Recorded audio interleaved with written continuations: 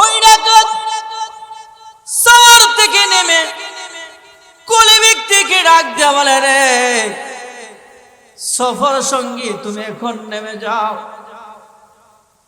কেন রে? আমি কেন এখানে নামবো? আমার তো সফরের জায়গায় হলো, আমার যাওয়া হলো না। দুশ্মন ডাক দেয়া বলে, না এখানে নামতে হবে, এখানে নামো। তিনি নেমে গেলেন।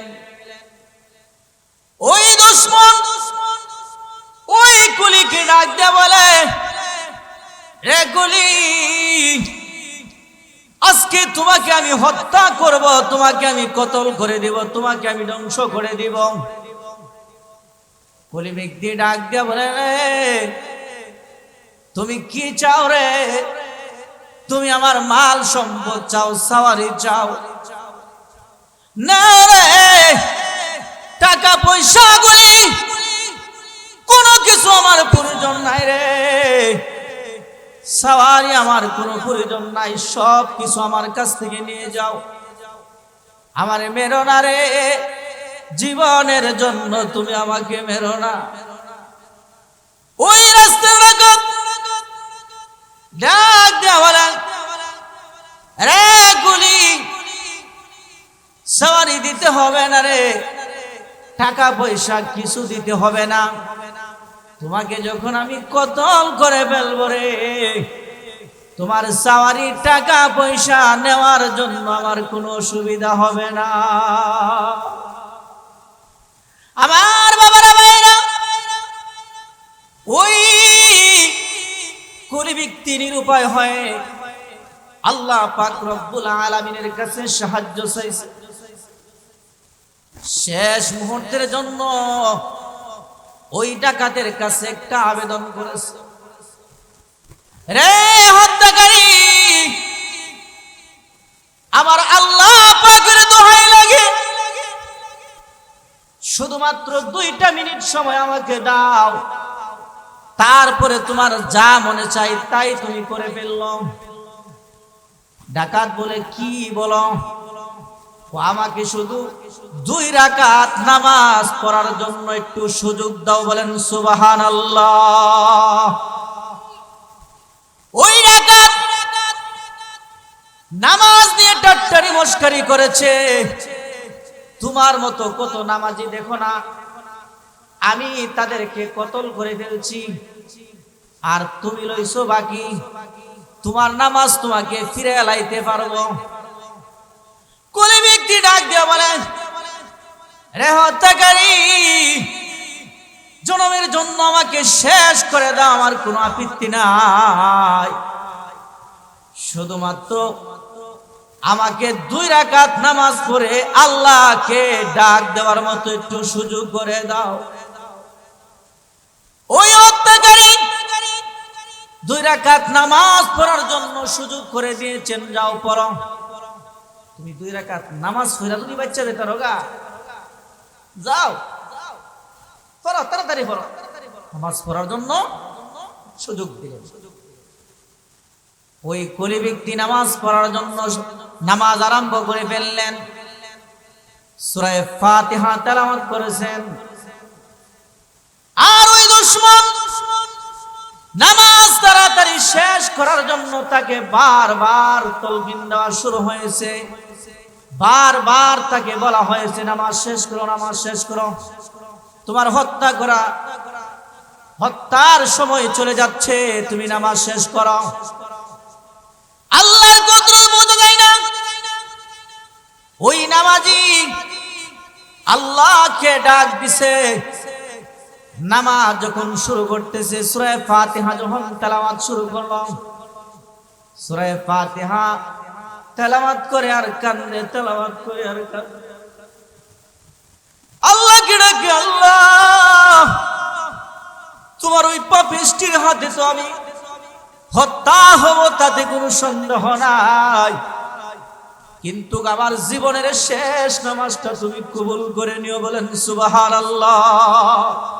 মুসলমান হওয়ার পরে দুনিয়ার মধ্যে মুসলমানের যত ইবাদত বন্দেগী আছে, সর্বশ্রেষ্ঠ ইবাদত বন্দেগী হলো নামাজ।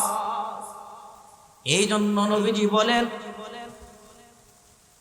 ইসলাম 5টা জিনিসের উপর প্রতিষ্ঠিত। এই 5টা জিনিসের প্রথম নাম্বার হলো আশহাদু আল্লা ইলাহা ইল্লাল্লাহ। 2 নম্বরে হলো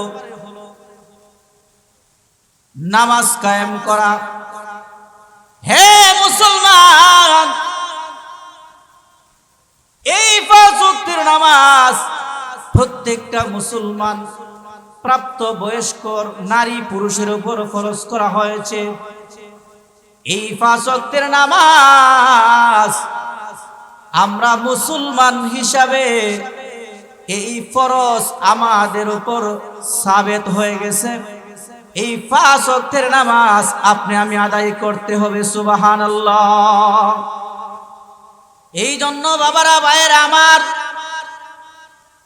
এই 5 ওয়াক্তের নামাজ যদি আপনি পড়তে পারেন, আল্লাহ পাক রব্বুল আলামিন বলেন ইন্নাস সালাতা তানহা আনিল ফাহশাই ওয়াল মুনকার। নিশ্চয় ওই নামাজ মানুষকে গুনার কাছ থেকে ফিরায় রাখবে। ওই নামাজ মানুষকে দুঃখা দেওয়ার থেকে ফিরায় রাখবে। ওই নামাজ মানুষকে জালেমের জুলুমতি থেকে হেফাজতে রাখবেন। বলেন সুবহানাল্লাহ। যেমন আমি আপনাদের সময় সংক্ষিপ্ত আকারে একটা ঘটনা বলতে চাই। নুজহাতুল মাসাদির কিতাবের মধ্যে বলেন এক কলিগ সে মানুষের বিভিন্ন আমানতদার ছিল, মানুষের সর্বসময় উপকার করত, মানুষ তাকে গভীর ভালোবাসত। ওই কুলি ব্যক্তি একদিন সে সফরের জন্য রওনা হয়ে গেল। সে যখন সফরের জন্য রওনা হয়ে গেল,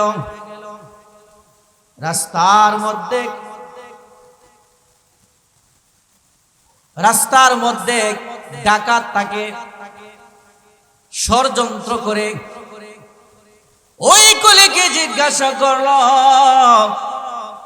কে রে তুমি কোথায় যাও? কলি ডাক দিয়ে বল, আমি সফরে যাই। তুমি কে গো? ওই ডাকাত বলল, হ্যাঁ ভাই, তুমি সফরে যাওয়ার জন্য রওনা হয়েছো, আমাকে সঙ্গে করে নিবানি? কুলি বলেন, আচ্ছা, আমার সফর সঙ্গী যদি তুমি হও তাহলে আমার কোনো সমস্যা নাই। লো চলো যাই। আমরা যখন বিভিন্ন দূরে কোথাও যাই, একজন যদি বলে যে ভাই আমি আপনার সঙ্গে যাব, তাহলে আমরা কি হয়ে যাই? খুশি হয়ে যাই, এবং সাথে একজন বাড়ছে। ওই কুলি ব্যক্তি তার সঙ্গী পাইয়া আনন্দিত হয়ে গেলেন। কিন্তু কুলি ব্যক্তি হলেন আল্লাহওয়ালা, তার মন বড় ফ্রেশ, তার ভিতরে কোনো অহংকার নাই, তার ভিতরে কোনো তাকাব্বুরি নাই। ওই কুলি ব্যক্তিকে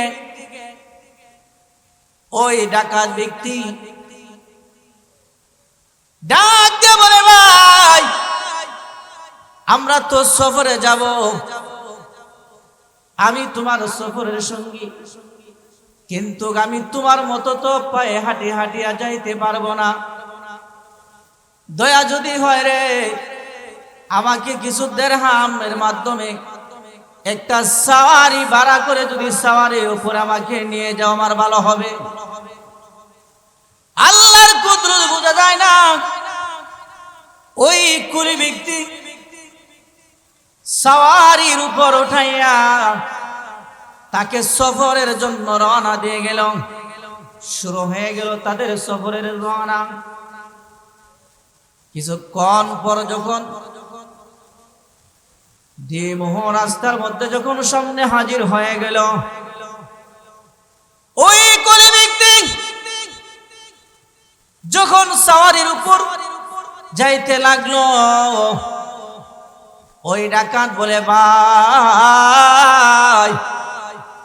ওই রাস্তা দিয়া যাব না, ওই রাস্তা দিয়া যাব। কুলি ব্যক্তি বলেন, যে রাস্তা দিয়া যাইলে ভালো হবে সেই রাস্তা দিয়া যাব, যে রাস্তা দিয়া মানুষের চলাচল বেশি হবে ওই রাস্তা দিয়ে আমরা যাব। ওই ধোঁকাবাজ কুলি ব্যক্তিকে ষড়যন্ত্র মুখের মধ্যে ফেলে দেওয়ার জন্য চেষ্টা শুরু হয়ে গেল।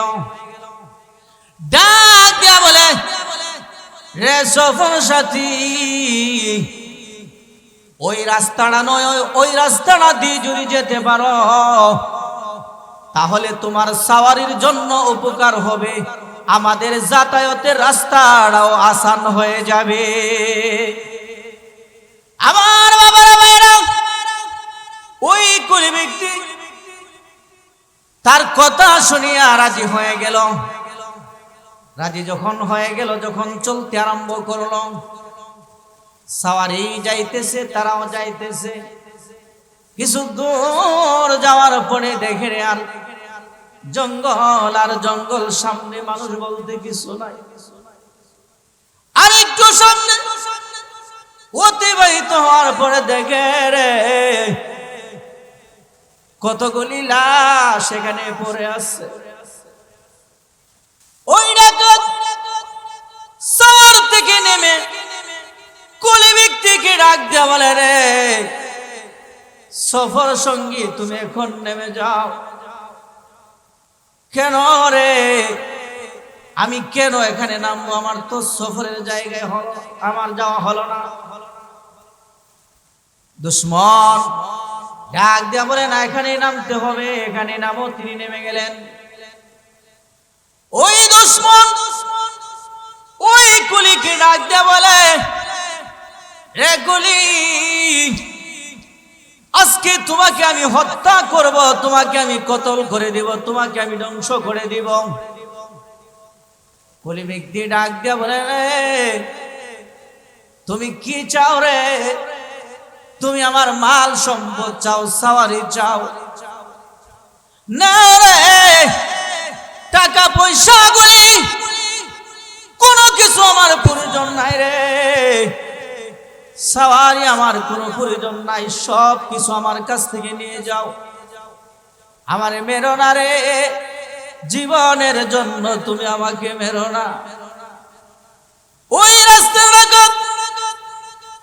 ডাক দেয়া বলে, রে কুলি, সাওয়ারি দিতে হবে না রে, টাকা পয়সা কিছু দিতে হবে না, তোমাকে যখন আমি কতল করে ফেলবো রে, তোমার সাওয়ারি টাকা পয়সা নেওয়ার জন্য আমার কোনো অসুবিধা হবে না।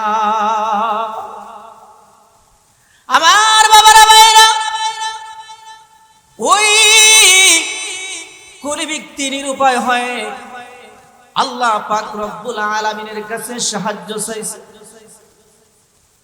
শেষ মুহূর্তের জন্য ওই ডাকাতের কাছে একটা আবেদন করেছে, রে হত্যাকারী, আমার আল্লাহ পাকের দোহাই লাগে, শুধুমাত্র 2টা মিনিট সময় আমাকে দাও, তারপরে তোমার যা মনে চাই তাই তুমি করে ফেলল। ডাকাত বলে, কি বলো? আমাকে শুধু 2 রাকাত নামাজ পড়ার জন্য একটু সুযোগ দাও। বলেন সুবহানাল্লাহ। ওই ডাকাত নামাজ নিয়ে টাট্টারি মস্কারি করেছে, তোমার মতো কত নামাজি দেখো না, আমি তাদেরকে কতল করে ফেলছি, আর তুমি লইছো বাকি, তোমার নামাজ তোমাকে ফিরে লাইতে পারবো। কুলি ব্যক্তি ডাক দিয়ে বলেন, রে হত্যাকারী, জনমের জন্য আমাকে শেষ করে দাও, আমার কোনো আপত্তি নাই, শুধুমাত্র আমাকে 2 রাকাত নামাজ পড়ে আল্লাহকে ডাক দেওয়ার মতো একটু সুযোগ করে দাও। ওই হত্যাকারী 2 রাকাত নামাজ পড়ার জন্য সুযোগ করে দিয়েছেন, যাও পড়ো। তুমি 2 রাকাত নামাজ পড়া যদি বাচ্চা বেতার হোগা, যাও পড়ো, তাড়াতাড়ি পড়ো। নামাজ পড়ার জন্য সুযোগ দিলেন। ওই কুলি ব্যক্তি নামাজ পড়ার জন্য নামাজ আরম্ভ করে ফেললেন। সূরা ফাতিহা তেলাওয়াত করেছেন। আর ওই দুশমন নামাজ তাড়াতাড়ি শেষ করার জন্য তাকে বারবার তালকিন দেওয়া শুরু হয়েছে। বারবার তাকে বলা হয়েছে নামাজ শেষ করো, নামাজ শেষ করো, তোমার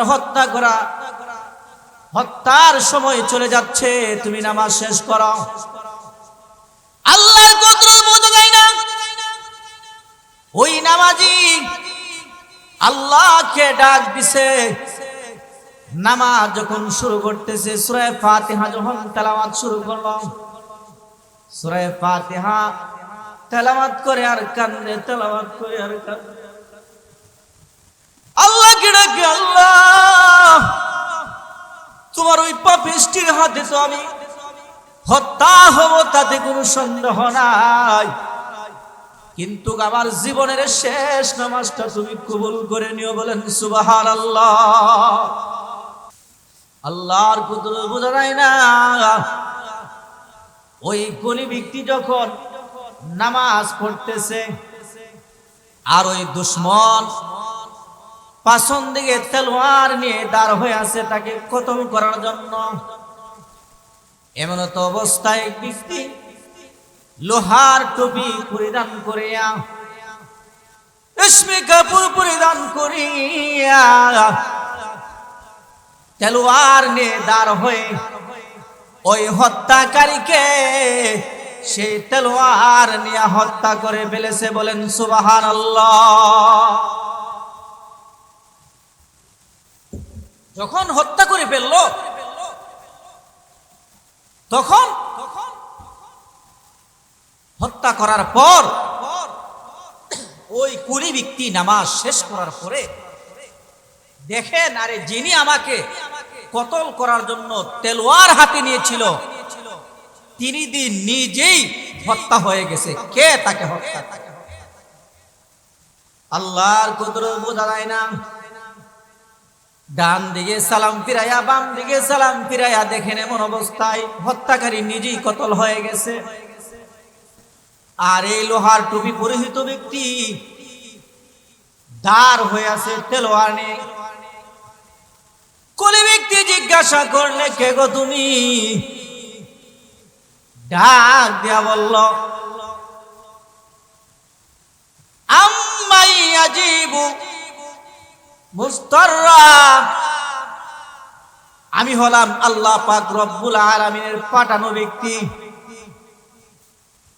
হে আল্লাহর বান্দা, পড়ো রে, নামাজ পড়ো, ইবাদত বন্দেগী করো। লা খাউফুন, তোমার কোনো ভয় নাই, তোমার কোনো চিন্তা নাই। আমি হলাম ওই ব্যক্তি তুমি যার কাছে সাহায্য চেয়েছিলা, যার কাছে তুমি আশ্রয় চেয়েছিলা, তিনি আমাকে পাঠাইছে তোমার ওই দুশমনকে ধ্বংস করে দেওয়ার জন্য। তুমি যে আল্লাহর কাছে নামাজের সাহায্য চেয়েছো, সুবহানাল্লাহ। ওই নামাজ কি করতে পারেন দেখছেন? এই নামাজ মানুষকে গুনার কাছ থেকে বাঁচায় দিল। নামাজ মানুষকে দুশমনের হাত থেকে বাঁচাইয়া দিল। নামাজ মানুষকে ফাহেশা কাজ থেকে বাঁচায়া দিল। এই জন্য আল্লাহ পাক রব্বুল আলামিন ডাক দিয়ে বলেন, হে আমার বান্দা বান্দীরা, আমি আল্লাহ পাক রব্বুল আলামিনকে তোমরা ভয় করো। আমি আল্লাহ পাক রব্বুল আলামিনকে যদি তোমরা ভয় করো, আর যদি আমি আল্লাহ পাক রব্বুল আলামিনের হুকুমগুলি তোমরা মানো, জেনে রাখো রে, দুনিয়ার মধ্যে সমস্ত বালা মুসিবত তোমাদের থেকে দূরে থাকবে। এই জন্য বাবারা, ভাইরা আমার, বালা মুসিবত সব কিছু দূরে থাকবে রে। তুমি যদি আল্লাহকে রাজি খুশি করতে পারো তাহলে সমস্ত বালা মুসিবত তোমার থেকে দূরে থাকবে। আজকে আমরা বালা মুসিবতের মধ্যে পড়ে অনেক রোনাজারি করি, অনেক হাহাকারি করি। কেন রে? আল্লাহ পাক রব্বুল আলামিন আমার প্রতি